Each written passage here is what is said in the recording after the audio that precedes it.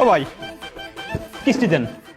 সারাটা দিন আপনারা ফোনে বিষয়ে কোনো জায়গা না পেয়ে এই জায়গায় আইছি, মাত্র 2টা কিস্তি দিয়েছেন, 3 নম্বরটা বেলা এত দৌড়ি কি আপনার পিছনে? ভাই একটু রইয়ে সইয়ে চান, আপনাদের যে লোনটা তোরা আমি ডাইরেক্ট লই নেই। মানে আপনি যে সময় গ্যারান্টার রয়েছেন এখানে আপনার মনে আছে না? গিরান তো রইছি বাবা, লোন তো নিয়েছে আমাদের যে নমিনেশন কিনছে আমার দলীয় একটা ছেলে, হ্যাঁ তার কিস্তি টানার কথা সে শোধ করতে পারে না, দেখে লিডার হয়ে এখন আমার দেওয়া লাগতেছে। ওইটা একটু কমাই সময় চাপ দেন আমারে, পাই যাবেন সেটা। আর আমনে দেবাইলে কিস্তি চান বাবা, আমনে তো আমি এই লাইনে কোনো উন্নতি দেই না। এই লোকটার মধ্যে কিন্তু আমি রাজনীতি দেখতে আছি।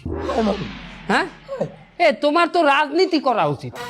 তুমি যেই বাইলে কিস্তি চাইতে আসো, ওই বাইলে কিস্তি যদি তুমি ওই বাইলে যদি তুমি ভোট চাও ভোটের ময়দানে, তোমার ভোট তুমি খাইয়ে পারবা না, তোমার ভোট মাইনছে খাইবে মেয়া। তুমি এক কাম করো, বাইক নেওয়া বলতে এই দিয়ে দে, কিস্তি দিয়ে দিব। আরে কিস্তি না,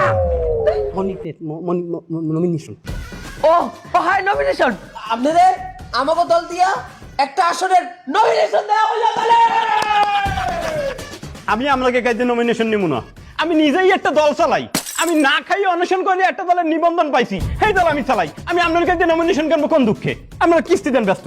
হ্যাঁ তুমি একটা দলের মালিক, কিস্তি আলা বলে দলের মালিক। তা তুমি কিস্তির এই চাকরি কর যে তুমি দল চালাও কেমনে? সামনে নির্বাচনের যে খরচা সেটা তুমি এই চাকরি দিয়ে পারবা চালাইতে? আপনি খালি কিস্তি দেখছেন।